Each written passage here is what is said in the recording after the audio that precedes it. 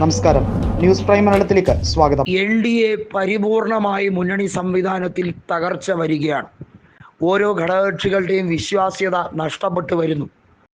വഖഫ് നിയമ ഭേദഗതി ബിൽ ഏകപക്ഷീയമായാണ് അവതരിപ്പിച്ചത് എന്നുള്ളതാണ് NDAയിലെ ഘടകകക്ഷികളുടെ ഏറ്റവും വലിയ എതിർപ്പിന് കാരണമാകുന്നത്.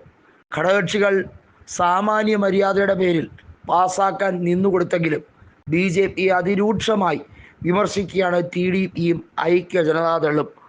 നിലവിലെ രാഷ്ട്രീയ സാഹചര്യം BJPക്ക് ഒട്ടും തന്നെ ഭൂഷണമല്ല എന്ന് മനസ്സിലാക്കിക്കൊണ്ട് പ്രതിപക്ഷത്തെ കടന്നാക്രമിക്കാൻ കോൺഗ്രസിൻ്റെ പ്രമുഖ നേതാക്കൾക്കെതിരെ വലിയ തോതിൽ കേന്ദ്ര അന്വേഷണ ഏജൻസികളെ ദുരുപയോഗപ്പെടുത്തിക്കൊണ്ട് അവരെ നിർവീര്യമാക്കാൻ, അവരുടെ പോരാട്ടത്തെ തല്ലിക്കെടുത്താനുള്ള ശ്രമവുമായാണ് വീണ്ടും നാഷണൽ ഹെറാൾഡ് കേസിൽ ED നോട്ടീസ് അയച്ചിരിക്കുന്നത്.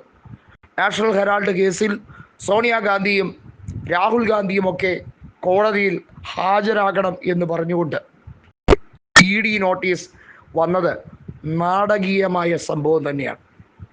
ED എപ്പോഴാണ് ഇത്തരത്തിൽ നോട്ടീസ് അയക്കുന്നത്? EDയുടെ രീതി എന്താണ്? ഇത് വളരെ കാര്യഗൗരവമായി ഈ രാജ്യത്തുള്ളവർ ചിന്തിക്കുകയാണ്. അതായത് കേന്ദ്ര സർക്കാരിനെതിരെ ആര് നീങ്ങിയാലും അവർക്കെതിരെ ഇൻകം ടാക്സോ EDയോ അല്ലെങ്കിൽ മറ്റ് കേന്ദ്ര അന്വേഷണ ഏജൻസികളോ ഇറങ്ങാറുള്ളത് പതിവാണ്. അത്തരത്തിൽ സംഭവിക്കുന്നതിന് പ്രധാനമായ കാരണം BJPക്ക് ഭരണം നഷ്ടപ്പെടുന്നത് ചിന്തിക്കാനേ കഴിയില്ല. നഷ്ടപ്പെട്ടാൽ നരേന്ദ്രമോദിയും അമിത്ഷായും പല കാര്യങ്ങൾക്കും സമാധാനം പറയേണ്ടി വരും, അവർക്ക് വിചാരണ ഉൾപ്പെടെ നേരിടേണ്ടി വരും എന്ന ഭയം അവർക്കുണ്ട്. കാരണം ഗുജറാത്ത് കലാപം ഉൾപ്പെടെയുള്ള കാര്യങ്ങൾ കോൺഗ്രസ് ആണ് അധികാരത്തിൽ വരുന്നതെങ്കിൽ അത് പുനരന്വേഷിക്കുകയും തക്കതായ ശിക്ഷ വാങ്ങിക്കൊടുക്കുകയും ചെയ്യുമെന്ന് ഇപ്പോൾ ഭരണത്തിലിരിക്കുന്നവർക്കറിയാം. അമിത്ഷാ കളിക്കുന്നത് തീക്കളിയാണ്. രാഹുൽ ഗാന്ധിയോട് മുട്ടാൻ നിന്നാൽ താൽക്കാലികമായി നേട്ടമുണ്ട്. കേന്ദ്ര അന്വേഷണ ഏജൻസിയും ഈ രാജ്യത്തുള്ള മുഴുവൻ ഫോഴ്സും അവരുടെ കയ്യിലാണ്, അവരുടെ ചൊൽപ്പടിക്കാണ് എന്ന് കരുതിയാണ് BJP വലിയ കളികൾക്ക് ഇറങ്ങുന്നത്. എന്നാൽ ജനങ്ങളെ വിഡ്ഢികളാക്കിക്കൊണ്ട് തെരഞ്ഞെടുപ്പ് കമ്മീഷന് വരെ പണം കൊടുത്ത് സ്വാധീനിച്ച് കയ്യിൽ വെച്ച് അമ്മാനമാടാൻ മോദിക്കും അമിത്ഷായ്ക്കും ഏറെ നാൾ കഴിയില്ല. ഇപ്പോൾ തെരഞ്ഞെടുപ്പ് കമ്മീഷൻ എന്നത് വെറും അടിമയാണ്.